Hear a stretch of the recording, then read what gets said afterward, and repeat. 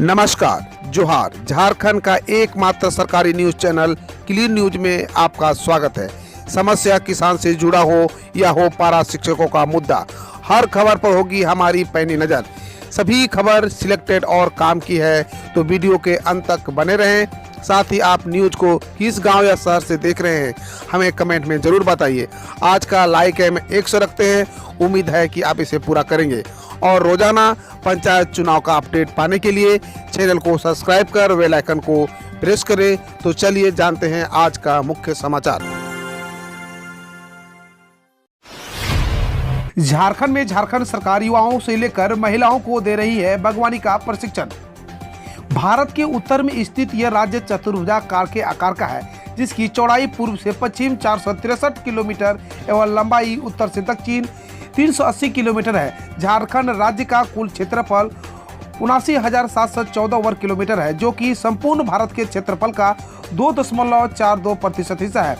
सीमावर्ती राज्य उत्तर प्रदेश में बिहार, दक्षिण में उड़ीसा, पूर्व में पश्चिम बंगाल, पश्चिम में छत्तीसगढ़ एवं उत्तर प्रदेश है।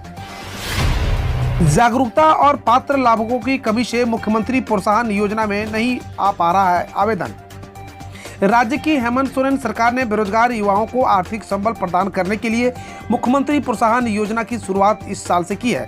इसका लाभ देने के लिए योग्य लाभुकों से आवेदन लिए भी जा रहे हैं, लेकिन जानकारी के अभाव और पात्रता की शर्तों के कारण इस योजना को लेकर युवाओं का उत्साह देखने का नहीं मिल रहा है। झारखंड के स्कूलों में बढ़ाया जाएगा शैक्षणिक सत्र, इस महीने के अंत तक जारी होगी अधिसूचना। जानिए कब तक बढ़ेगा सेशन। झारखंड में जल्द ही स्कूलों में शैक्षणिक सत्र का विस्तार करने से संबंधित अधिसूचना जारी हो सकती है। कोरोना महामारी के लागू किए गए लॉकडाउन के कारण बच्चे की पढ़ाई में हुए नुकसान की भरपाई करने के लिए फैसला लिया गया है। अधिकारियों ने कहा कि कोरोना के कारण शैक्षणिक संस्थानों के बंद होने के कारण पढ़ाई में बच्चे काफी पीछे रह गए हैं। उसे पूरा करने के लिए राज्य सरकार द्वारा संचालित स्कूलों में सत्र का विस्तार किया जाएगा।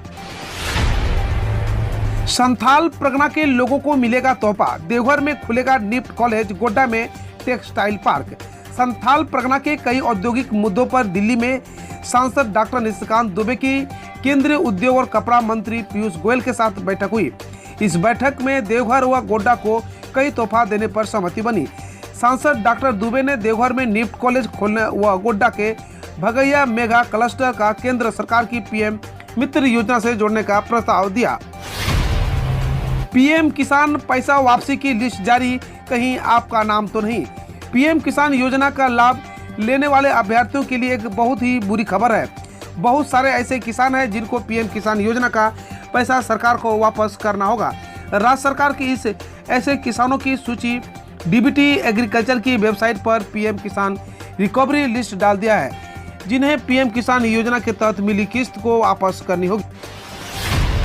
200 सरकारी स्कूलों में सिर्फ 46 खेल शिक्षक, ऐसे में हजारीबाग से कैसे निकलेंगे अच्छे खिलाड़ी। झारखंड के हजारीबाग जिले के खेल शिक्षक की कमी है। सभी कोटि के लगभग 200 सरकारी उच्च विद्यालय में मात्र 46 खेल शिक्षक कार्यरत हैं। इसके अलावा सभी 10 कस्तूरबा आवासीय बालिका विद्यालय एवं उत्तरी छोटानाग प्रमंडल स्तर पर एकमात्र इंदिरा गांधी आवासीय स्कूल में भी खेल शिक्षक का अभाव है। राज्य सरकार ने उच्च विद्यालय कक्षा 9 से 10वीं में अध्ययनरत विद्यार्थियों को खेलकूद में प्रतिभावान बनाने का निर्णय लिया है। इधर सवाल ये है कि शिक्षकों की कमी के कारण विद्यार्थी खेल में कैसे आगे बढ़ेंगे। यौन शोषण के आरोपी सुनील तिवारी को मिली जमानत, 6 माह तक झारखंड से रहना होगा बाहर, नहीं बदल सकेंगे मोबाइल नंबर। झारखंड हाईकोर्ट के जस्टिस राजेश कुमार की अदालत ने यौन शोषण मामले में आरोपी सुनील तिवारी को सशर्त जमानत दी है। अदालत ने 6 माह तक झारखंड से बाहर रहने, मामले से जुड़े अनुसंधान या कोर्ट के नहीं बुलाने तक झारखंड नहीं आने और मोबाइल नंबर नहीं बदलने जैसी शर्त लगाई है। इससे पूर्व प्रार्थी की ओर से वरीय अधिवक्ता RS मजूमदार ने पैरवी करते हुए जमानत देने की गुहार लगाई। नक्सलियों के लिए काल, झारखंड जगुआर के जवान आखिर किसके सामने है बेबस। झारखंड जगुआर के जवान दिन रात जंगल में जाकर नक्सल विरोधी अभियान को अंजाम देते हैं। नक्सली जगुआर के जवानों से कांपते हैं, जो इस फोर्स के जवानों की बहादुरी का परिचय देने को काफी है।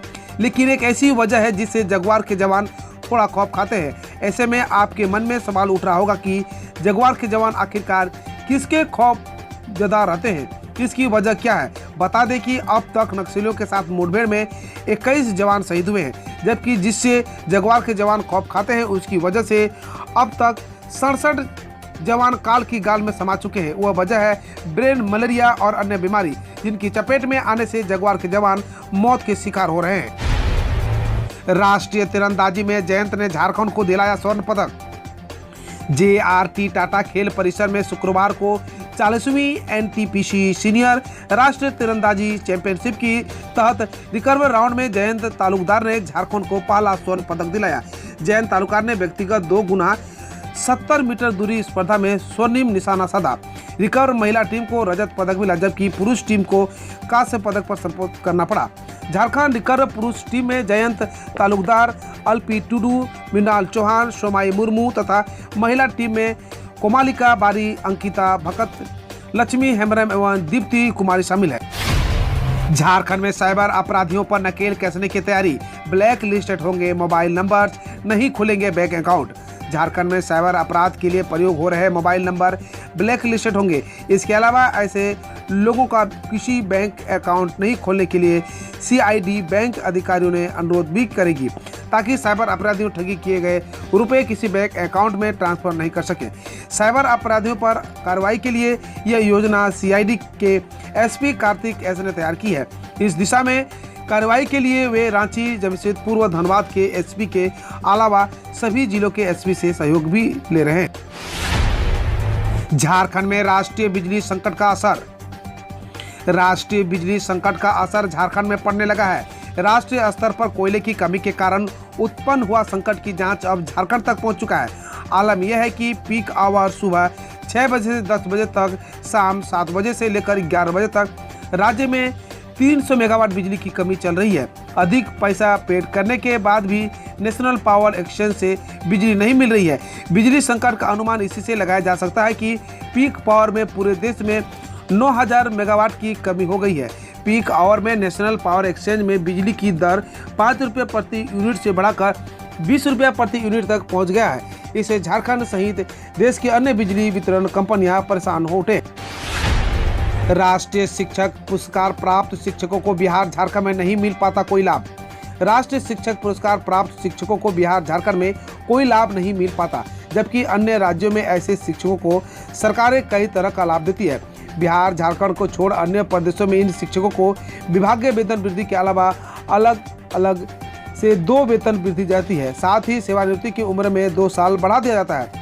पिछले साल 7-8 सालों से झारखंड के 44 शिक्षकों को राष्ट्रीय शिक्षक पुरस्कार मिल चुका है। इसमें से 18 शिक्षक स्कूलों में कार्यरत है, अन्य शिक्षक सेवानिवृत्त हो चुके हैं। अब खबर देश विदेश और देश की विभिन्न योजनाओं एवं झारखंड के पड़ोसी राज्यों से। आंगनबाड़ी कार्यकर्त्री भर्ती शुरू हुई, आवेदन की स्क्रूटनी, जानिए कब तक हो जाएगा चयन। बेरोजगारी की मार झेल रही उच्च शिक्षित महिलाएं और युवतियां भी अब आंगनबाड़ी कार्यकर्त्री के लिए अपनी किस्मत आजमा रही है। बाल विकास एवं पुष्टाहार विभाग ने आए आवेदनों की स्क्रूटनी का काम शुरू कर दिया है। करीब 1.5 माह बाद जांच पूरी होते ही भर्ती कराई जाएगी। आवास निर्माण कार्य शुरू नहीं कराने वाले लाभार्थियों को दिए जा रहे हैं नोटिस, मचा हड़कंप। प्रधानमंत्री आवास योजना ग्रामीण के तहत मिशन मोड में वर्ष 2016-17 से लेकर 2020-21 तक निर्धारित आवास निर्माण के लक्ष्य को हर हाल में पूरा करने के उद्देश्य से विभागीय स्तर से कार्रवाई शुरू कर दी गई है।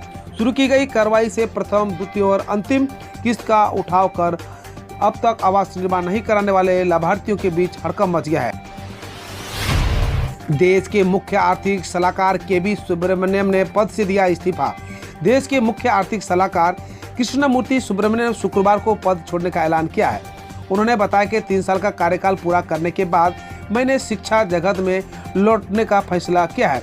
उन्होंने आगे कहा, राष्ट्र की सेवा करना मेरे लिए सौभाग्य रहा। गौरतलब है कि सुब्रमण्यम ने 7 दिसंबर 2018 को बतौर CEO कार्यभार संभाला था। CM योगी आदित्यनाथ ने कहा कि कानून हाथ में लेने की किसी को छूट नहीं, लेकिन दबाव में कार्रवाई नहीं होगी।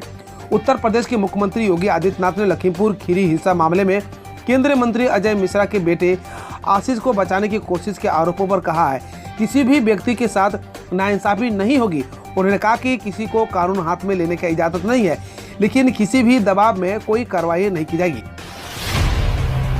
खट्टर ने किसानों के खिलाफ उठा लो डंडे बयान लिया वापस, कहा नहीं चाहता है कि शांति भंग हो।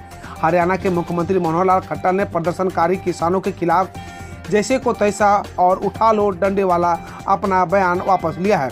उन्होंने कहा मैं नहीं चाहता कि हरियाणा में कानून व्यवस्था के हालात बिगड़े और शांति भंग हो। हालांकि उन्होंने कहा मैंने यह बयान वास्तव में आत्मरक्षा के नाते दिया था, उसमें किसी के प्रति दुर्भावना नहीं थी।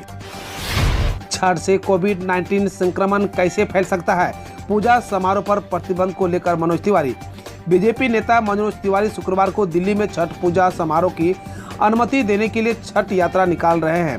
उन्होंने कहा छठ में भक्त पानी में घुटने तक ही उतरते इससे कोरोना वायरस संक्रमण कैसे फैल सकता है। दरअसल दिल्ली सरकार ने कोविड-19 महामारी को लेकर छठ पूजा के सार्वजनिक समारोह पर रोक लगाई है। दोषी बख्शे नहीं जाएंगे, कोई भी पद उनके काम नहीं आएगा, लखीमपुर खीरी की हिंसा पर मौर्य ने कहा। उत्तर प्रदेश के उप मुख्यमंत्री केशव प्रसाद मौर्य ने लखीमपुर खीरी हिंसा मामले पर कहा किसी भी कीमत पर दोषी बख्शे नहीं जाएंगे और कोई भी पद या दबाव उनके काम नहीं आएगा। गौरतलब है कि केंद्रीय मंत्री अजय मिश्रा के बेटे आशीष मिश्रा मामले में आरोपी है, जिन्हें अभी तक गिरफ्तार नहीं किया गया है। आरबीआई ने कहा आईएमपीएस से प्रति लेनदेन की सीमा 2 लाख से बढ़ाकर 5 लाख की गई। मौद्रिक नीति की समीक्षा बैठक के बाद आरबीआई गवर्नर शक्तिकांत दास ने शुक्रवार को बताया कि इमीडिएट पेमेंट सर्विस से होने वाले ट्रांसफर की सीमा बढ़ाकर प्रति लेनदेन में 5 लाख तक कर दी गई है, जो पहले 2 लाख थी। बकौल दास यह फैसला आईएमपीएस सिस्टम के महत्व और ग्राहकों की सुविधा को ध्यान में रखते हुए लिया गया है। हम रोज ऐसे ही न्यूज लाते रहेंगे, तो यदि आपने अभी तक क्लीन न्यूज को सब्सक्राइब नहीं किया है तो पहले फटाफट सब्सक्राइब कर लें, साथ ही बेल आइकन को दबा दें ताकि कोई अपडेट मिस ना हो।